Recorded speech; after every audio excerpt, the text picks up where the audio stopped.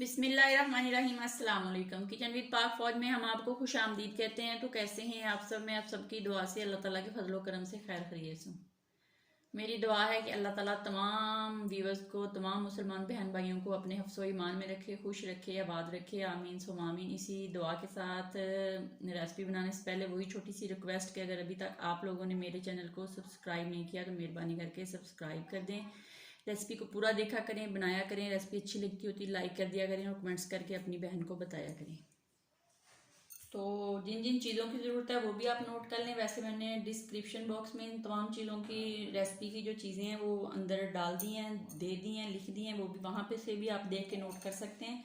यहाँ पे आधा किलो मेरे पास आलू है और आधा किलो ही मेरे पास चिकन है, जिसको मैंने बॉईल करके और चॉपर में डाल के अच्छे से चॉप कर लिया। अगर आपके पास चॉपर नहीं है तो आप जो जूसर जग होता है उसमें भी इसको कर सकते हैं। यहाँ पे मेरे पास 2 ब्रेड के पीस थे, उनको भी मैंने यानी कि उसका क्रंच बना लिया है, ब्रेड का चूरा बना लिया है। 2 अंडे हैं, सब्ज मिर्चें हैं, तकरीबन 5 से 6 अदद, इनको मैंने पीस लिया है। पाउडर मसालों में मेरे पास 1 चम्मच सुरख मिर्च का है, दलदला सा पीसा हुआ धनिया 1 चम्मच है, नमक हस्बे ज़रूरत है, गरम मसाला 1 चम्मच है, जीरा पाउडर 1 चम्मच है, चाट मसाला जो है वो मेरे पास 1 चम्मच है और लींबू है 1 अदद।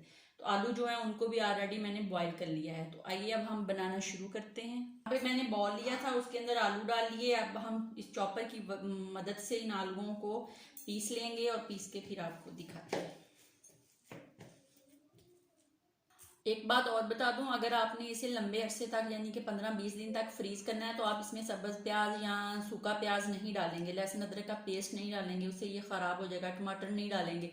तो अगर आपने ये दस्ती खा लेने हैं यानी कि हफ्ते के अंदर अंदर, तो आप इसमें प्याज भी ऐड कर सकती हैं, लहसुन अदरक का पेस्ट डाल सकती हैं, टमाटर डाल सकती हैं। इसलिए मैंने इसको 15-20 दिन तक फ्रीज करना है तो इसलिए मैंने इसमें प्याज स्टिप कर दिया है, वो मैंने नहीं डाला। तो अगर आपने डालना है तो आप डाल सकते हैं। यहाँ पे सब्ज धनिया भी मैं डालूंगी गार्निश के लिए, यानी कि खूबसूरती के लिए। अब हम सारी चीज़ें जो स्टेप बाय स्टेप इसमें डालेंगे। यहाँ पे आलू जो अच्छे से मैश हो गए हैं, अब मैं इसके अंदर जो चिकन मैंने रेश बना के रखा हुआ बॉईल करके वो इसके अंदर डाल देंगे। बिस्मिल्लाहिर्रहमानिर्रहीम। और इसी के साथ हम सब्ज मिर्च डाल देंगे और इसी के साथ हम जो पाउडर मसाले हैं वो डाल देंगे, ब्रेड क्रम्स डाल देंगे और सब्ज धनिया डाल देंगे और दोनों अंडे तोड़ के डालते हैं।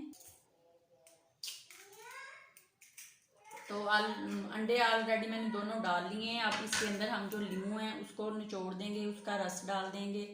हाथ की मदद से इसके जो बीज हैं उसको रिमूव कर दीजिएगा और इसको हाथ की मदद से अच्छे से मिक्स कर लेते हैं और मिक्स करके आपको दिखाते हैं।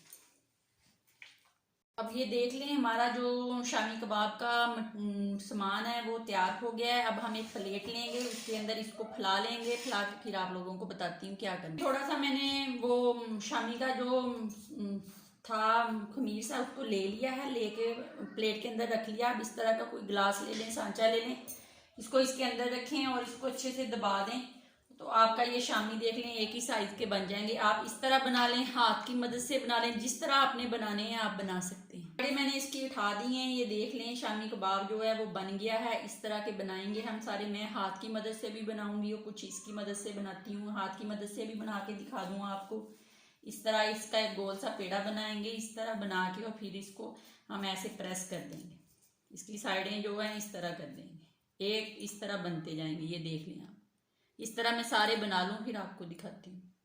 ये देख लें मैं बनाती जा रही हूँ, हाथ की मदद से बना रही हूँ। और आपको एक राज की बात बताऊंगी कि आप पूछेंगे मैंने इसके अंदर ब्रेड और अंडे जो हैं वो क्यों डाले हैं, तो वो मैं आपको आखिर में बताऊंगी। इसलिए वीडियो पूरी देखें और आपको बता दूंगी कि वो मैंने क्यों डाले। तो अल्हम्दुलिल्लाह शामी हमारे सारे बन गए हैं। अब मैं इनको फ्राई करूंगी। यहाँ पे मैंने एक पैन ले लिया, इसको चूल्हे पर रख दिया, चूल्हा ऑन कर दिया। जैसे ही ये गर्म होता है तो इसमें हम कुकिंग ऑयल डालते हैं और फिर बताते हैं। अब मैं आपको बताऊं मैंने इसके अंदर ब्रेड क्यों डाली। इसलिए डाली कि आपको ब्रेड शामी बनाने के बाद आपको ब्रेड क्रम्स की जरूरत नहीं होगी, आप वैसे ही इसको फ्राई कर सकते हैं। अंडा किस लिए डाला, अंडे के बगैर इसको उठाएंगे और इसके अंदर रख देंगे, किसी चीज़ की ज़रूरत नहीं पड़ेगी।